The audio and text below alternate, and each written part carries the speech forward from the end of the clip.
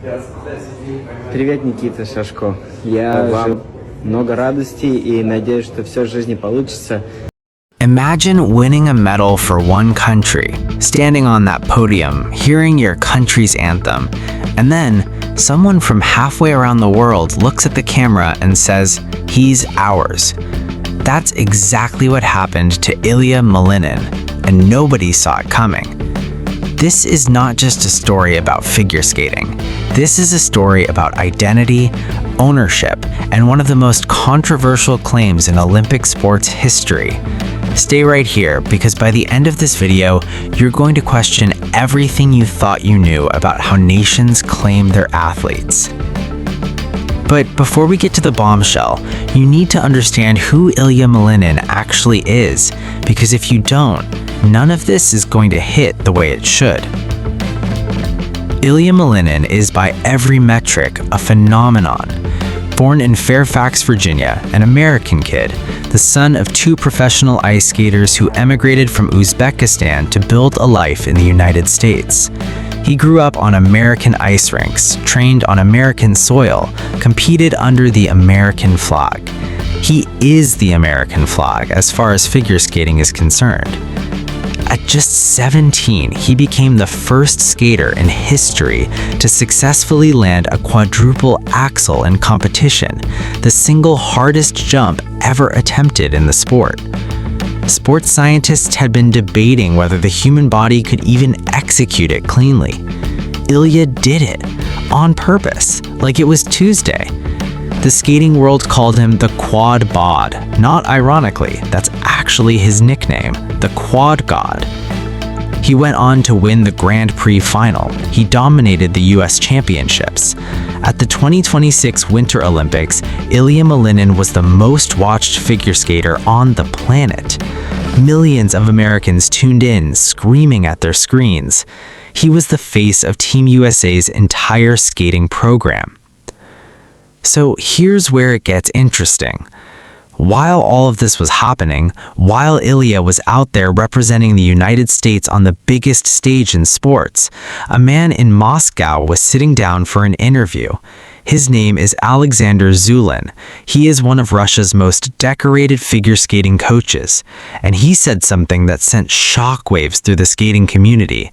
He said, and I want you to really hear this, that Ilia Malinin is, quote, 100% Russian. 100%. Not has Russian roots, not comes from a Russian skating tradition. 100%. About an American citizen on an American Olympic team competing for the United States of America. The internet, as you can imagine, had thoughts. Now, here's the thing. Alexander Zhulin didn't say this to be malicious, at least that's the charitable interpretation would suggest.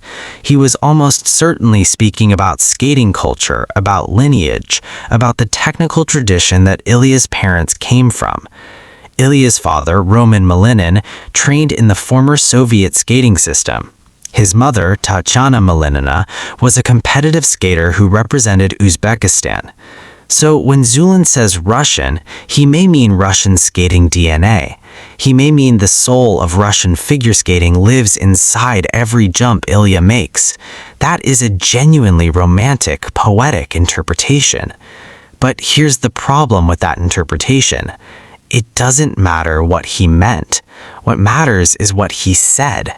And what he said was heard by millions of people at a time when national identity, sport, and geopolitics are more charged than they have been in decades. Russia was banned from competing at the 2026 Olympics under a neutral flag due to ongoing international sanctions. Their best athletes, people who spent their lives preparing for this moment, were either excluded or forced to compete without their country's name, flag, or anthem. Against that backdrop, a prominent Russian coaching figure pointing at the most exciting figure skater in the world and saying, "He's ours," is not a small statement. It is a loaded one. And I have to ask you this directly. What does it feel like as an American fan to watch one of your own athletes, someone who grew up in Virginia, went to school in America, chose to represent America, get claimed by another country on the world stage? Because that's the conversation that nobody in mainstream sports media is fully having. Here's what makes this story even more layered. The history of sports is filled with examples of countries claiming immigrant athletes. It happens in soccer, it happens in track and field.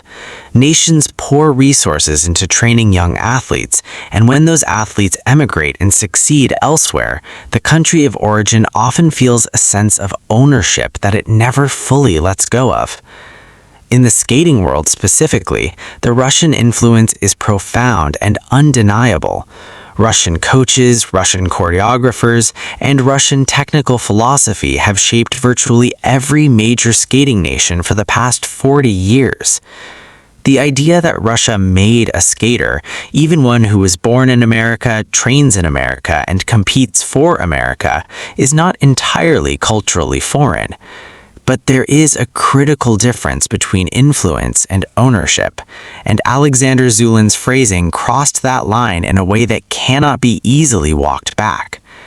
So is Ilia Malinin American or Russian? The answer legally is simple. He is American, full stop. But the more interesting answer, and the one that will fuel debates in skating forums and geopolitical conversations for years to come, is more complex. He is the product of a global sport with deep Russian roots, raised and trained in America, who chose America, who performs for America, and who has given America some of the most electrifying athletic moments in recent Olympic history. Russia didn't build Ilia Malinin, America did, but Russia helped build the tradition that made someone like Ilia possible, and that distinction matters. What Zhulin's comment reveals is something we don't talk about enough in sports coverage: the quiet war over athletic legacy.